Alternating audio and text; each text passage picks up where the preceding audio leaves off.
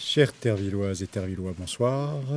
Alors, Olivier, il faut qu'on dise tout de suite à nos auditeurs qu'il y a une ruche dans la salle aujourd'hui. Donc, vous aurez peut-être un peu de bruit, vous verrez quelques images. On est très très heureux, Olivier et moi-même, et je le remercie encore, Olivier. C'est un véritable héros du masque. Ce sera sans doute un héros tervillois pour les années à venir. On attend avec impatience son élection. Vous voyez sur les images que tout se prépare. Avec une effervescence et un engagement extraordinaire des agents. Alors là, on a des agents, c'est comme toujours dans la commune, c'est extraordinaire. Et on a des agents, je les regarde en même temps, qui appartiennent à tous les services, toutes les fonctions, tous les niveaux hiérarchiques, qui confectionnent les petits paquets qui seront mis à compter de lundi pour la distribution des masques. C'est extraordinaire. Il y a une partie qui sont là, l'autre partie gère la cellule de crise. La troisième est en train de mettre en ville toute la campagne de communication pour préparer lundi. Enfin bref, c'est une vraie force. Ça, c'est le service public à la Tervilloise. Bon. On va essayer de décoder pour vous, au fur et à mesure des jours qui passent, les informations qu'on reçoit et de décoder aussi celles qu'on ne reçoit pas ou qu'on n'a pas. Donc on va chaque jour préciser, parfois modifier ce qu'on vous a dit, mais surtout essayer de vous délivrer des messages simples correspondant à notre compréhension de la situation. Alors, ce qu'on peut dire aujourd'hui dans la perspective de la fin de ce confinement, puisqu'on en est toujours là pour le 12 mai, donc on rappelle que là, on repart, on n'en a pas les conditions encore exactes, détaillées, on ne sait pas encore quelles seront les conséquences d'un classement en zone rouge du département, ce qui vraisemblablement sera le cas de la Moselle. Mais bon, considérons donc qu'on repart sur une vie à peu près normale. Les parents qui souhaiteront ne pas travailler, on va dire ça comme ça. Pour garder leurs enfants. Pour garder leurs enfants, toujours. C'est toujours le thème de la garde des enfants. Devront fournir une attestation de la mairie, c'est ça, indiquant soit que les écoles ne sont pas ouvertes, soit que pour une raison qu'on ne peut pas déterminer pour l'instant, l'enfant en question ou les enfants en question ne peuvent pas être accueillis en milieu scolaire. C'est ça. Voilà. Si d'aventure des solutions existent pour l'accueil en milieu scolaire et que les parents font le choix, eux, de ne pas mettre leurs enfants à l'école, la situation sera complètement inversée pour ces personnes, puisqu'ils ne bénéficieront plus d'indemnisation. Voilà. Donc il faudrait qu'ils prennent des journées de congé, et évidemment en accord avec leur employeur. Voilà ce qu'on peut dire pour l'instant. Alors, sachant, et ça c'est le point suivant, qu'on a un document qui n'est pas officiel encore, on l'a trouvé sur Internet, qui est le protocole sanitaire de réouverture des écoles maternelles et élémentaires, qui fait 64 pages, voilà, qui fixe un certain nombre de règles. Alors c'est un projet pour l'instant, mais qui fixe un certain nombre de règles qui, à ce stade-là, nous paraissent réellement compliquées à respecter en intégralité. Au-delà des moyens, parce que pour ce qui est masques et matériel, etc., on peut fournir, mais physiquement, on voit assez mal pour l'instant comment ça peut se réaliser dans les locaux. Est-ce que c'est même réalisable, même quand on a tous les moyens matériels, y compris de locaux, c'est sujet à discussion. Alors, sans rentrer dans le détail, parce que je vous dis, ça fait 64 pages. Bon, point suivant, encore faut-il pour ouvrir les écoles, qui est le personnel enseignant. Alors, là aussi, à ce stade-là, on ne connaît pas la disponibilité du personnel enseignant des écoles de la commune, même en cas d'hypothèse, de décision, de réouverture, de capacité à respecter toutes les règles, etc. En résumé, aujourd'hui, demain ce sera peut-être différent, ça va mardi, ou lundi ou mardi, la réouverture des écoles est assez peu probable.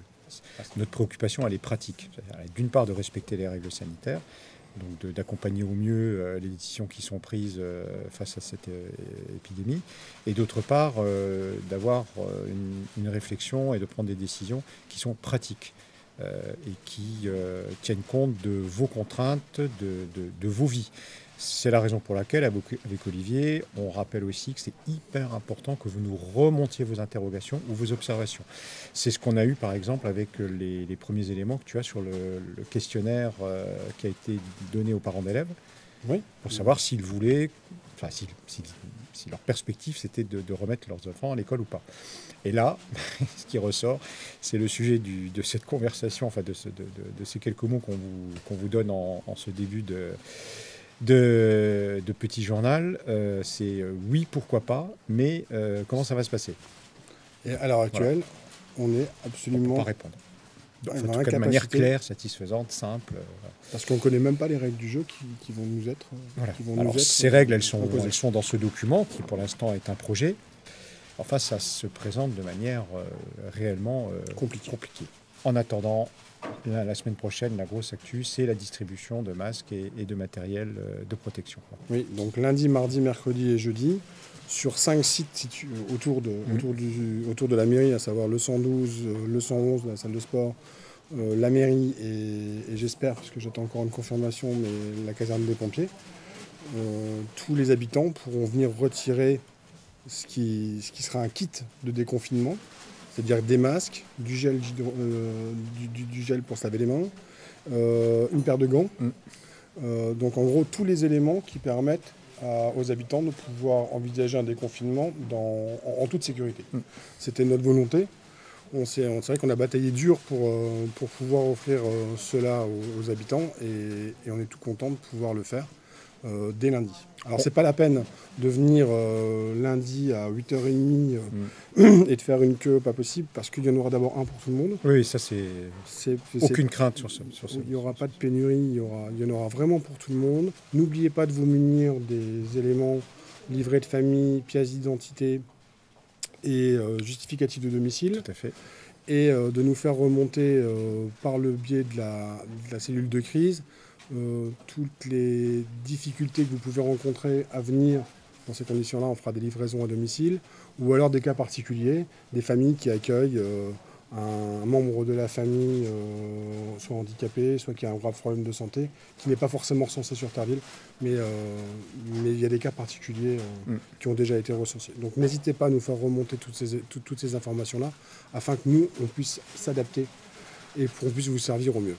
Et continuer à poser des questions sur le numéro d'appel ou sur le site de la ville par mail, de telle manière à ce qu'on puisse bien les prendre en compte et vous répondre au mieux de nos informations. Voilà. Avant que tu parles peut-être du marché. Oui, alors aujourd'hui, il y a eu... Attends. Il faut que je donne des nouvelles de Bambi. Bambi qui était en visite chez... Enfin, je ne veux pas dire son nom, mais chez un habitant de la rue Lequem. Donc on avait convenu avec lui qu'il nous donne des nouvelles ce matin, pensant que Bambi se serait échappé et serait retourné dans son espace naturel. Eh bien non, Bambi s'est bien échappé, mais il a changé de jardin. Je n'ai pas de nouvelles depuis tout à l'heure, mais je vais appeler tout à l'heure les habitants qui sont concernés. Voilà. Deux autres informations, donc effectivement le marché s'est déroulé cet après-midi, parce que demain c'est journée fériée, donc c'est déroulé cet après-midi. Personnellement, depuis que je suis à Terreville, j'ai jamais vu autant de monde au marché. Il y avait une queue pas possible. Dans le respect des règles. Ah, évidemment, dans le respect des règles. Mais c'est ce qui fait d'ailleurs qu'il y a eu une file d'attente importante.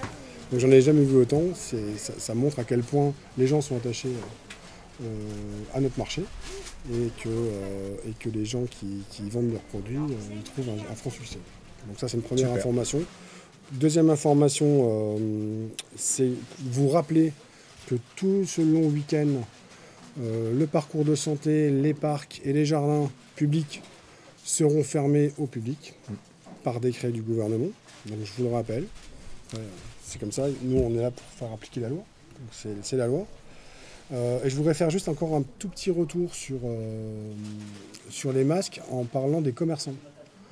On a déjà pris la tâche d'un certain nombre de commerçants et on continuera la semaine prochaine pour savoir s'ils étaient en capacité de pouvoir ouvrir leur magasin ou leur activité dans de bonnes conditions sanitaires, et pour eux, et pour leurs clients.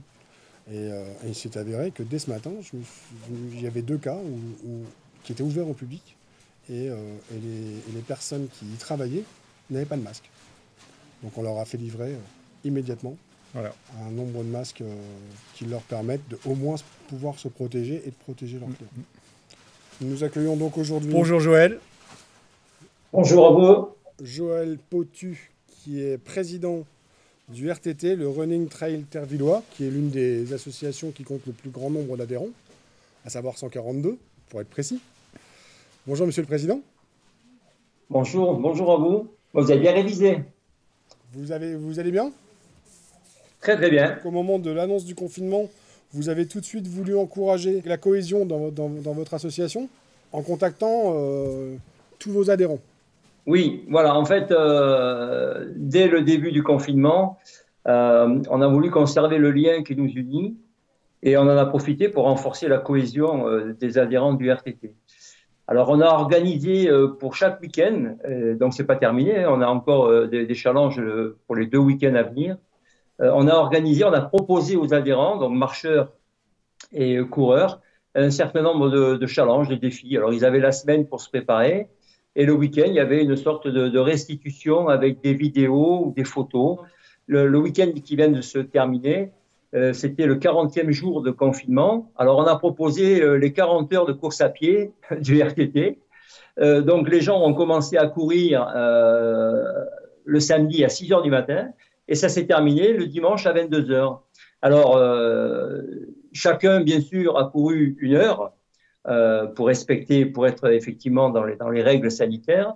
Rester sur un rayon d'1 kilomètre de chez lui et on a fait des relais virtuels et on a parcouru le week-end dernier 835 kilomètres. Donc en 40 heures, 835 kilomètres. Alors bien sûr, chacun a fait a priori, parce que notre allure de course correspond à peu près à 10 km par heure. Donc chacun a fait soit 10 km, alors certains en ont fait plus, il y en a qui ont couru le samedi et le dimanche. Et comme vous savez, on a quelques incertitudes sur la tenue de l'Hémératrail qui doivent avoir lieu à Thierville le 12 et le 13 septembre. Et on doit, à cette occasion, toujours soutenir 2 associations de Thierville, les Bouchons d'Amour et les Petits Poteaux, que vous connaissez bien. Et donc, on a essayé de joindre l'utile à l'agréable, c'est-à-dire qu'on a demandé à tous les participants de ce challenge du week-end passé de faire un don. Alors, bien sûr, sur la base du volontariat et sur la base de 1 euro au kilomètre. On leur a demandé de faire un don s'ils le souhaitaient. Et alors, on n'a pas encore fait les totaux, mais tout le monde a répondu. Alors, il y a même ceux qui n'ont pas participé au challenge, mais qui ont quand même donné. Et ce qui nous permettra, même si l'Hémératrail ne peut avoir lieu, parce qu'on ne connaît pas, je pense que vous êtes comme moi, on ne connaît pas aujourd'hui les conditions fin août ou début septembre, on n'est pas sûr de pouvoir le réaliser. Et donc, on aura quand même récolté des fonds pour soutenir ces 2 associations, donc les Bouchons d'Amour et les Petits Poteaux. Le challenge de ce week-end, c'est lequel? Alors, on reste un petit peu dans la même figuration. On va faire les 24 heures de vélo. Alors, vélo en intérieur. Alors là, il y a 2 défis dans le week-end. Il y a ce premier défi avec les gens qui ont des entraîneurs. Alors, ça concerne forcément pas tout le monde puisque les gens ne sont pas tous équipés. Mais en parallèle, on a fait un second défi plus ludique, plus sympathique aussi peut-être, qui dure moins longtemps. C'est un défi acrobatique. Alors en duo, les parents avec les enfants, enfin peu importe, c'est une acrobatie qu'on a pu voir d'ailleurs sur Facebook. Et donc on fait 2 défis pour le week-end du 1er mai. Merci à vous, Monsieur le Président. Merci beaucoup. Passez une excellente soirée. À très bientôt. Merci. Et bon challenge pour ce week-end. Au revoir. Au revoir. Olivier. On part pour un long week-end. On aurait peut-être pu tenter de s'inscrire au challenge acrobatie tous les 2. Ouais. Mais bon, je crois qu'on en fait beaucoup des acrobaties. Mais je pense que c'est manière. Mais en tout cas, leurs acrobaties, je pense qu'on a été raisonnable de pas. C'est vrai, tu penses? Bon, en tout cas, passe un bon week-end, un long week-end. Ouais. Et puis prenez soin de vous et on se retrouve lundi. Voilà, bonne soirée à vous en espérant, comme toujours, que ça aille pour le mieux chez vous et n'hésitez pas à nous contacter. La mairie est à votre service et à votre écoute et à votre disposition. Bon week-end à tous. Prenez soin de vous. Bon week-end.